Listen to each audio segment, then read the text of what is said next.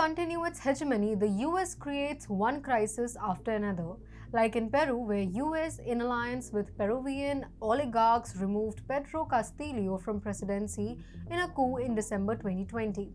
Castillo was then subsequently detained on false charges. Since then, the country has been engulfed by violence and protests in his support, which intensify every day. The situation has turned even worse, with protesters blocking off access to an important region of South Peru. This blockade has the potential to not just destroy Peru's economy but also create problems on a global scale.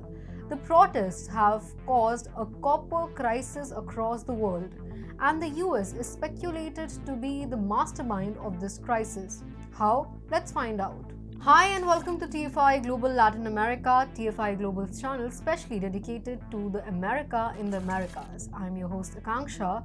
If you're watching us on YouTube, please subscribe and press the bell icon to get all the latest updates. If you're watching us on Facebook, do like, share and follow the page.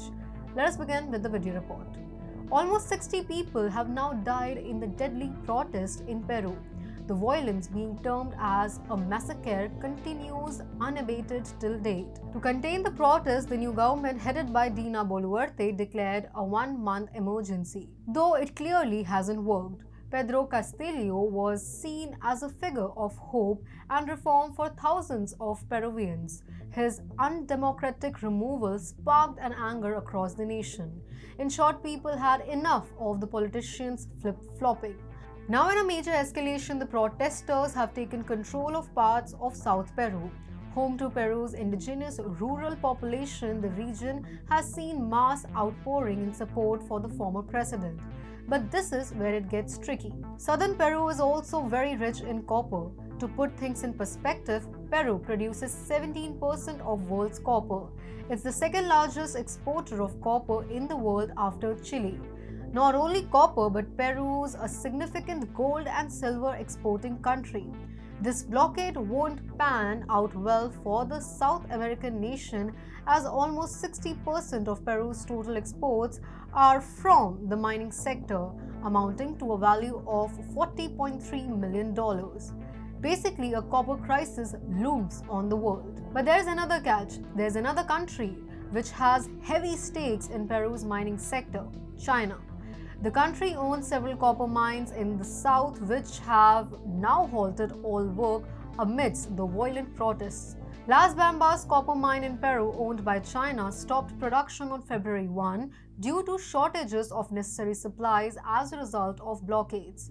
If operations at Las Bambas, the mine that produces 2% of the world's copper, remain suspended for an extended period, it could lead to a disruption of the global copper supply and a subsequent increase in prices. The disruption could spread to other mines and probably continue until the authorities meet the demands of the demonstrators, though China would suffer even more.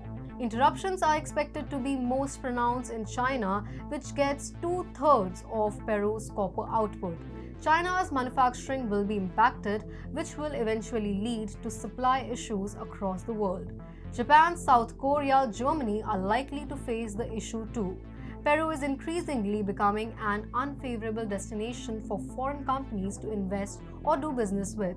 But where does US fit into all this? It is no mystery that Washington had a hand in the removal of Pedro Castillo from presidency. Castillo wanted to nationalize the mining sector and amend the constitution. Owing to the ambiguous constitution, governments in Peru have mostly remained unstable. This made it relatively easier for foreign powers to swoop in and exploit the nation's resources. Thus, it is no surprise why Castillo was an eyesore for Biden. On the other hand, the sudden takeover of the Chinese mines by the protesters in South Peru is extremely suspicious.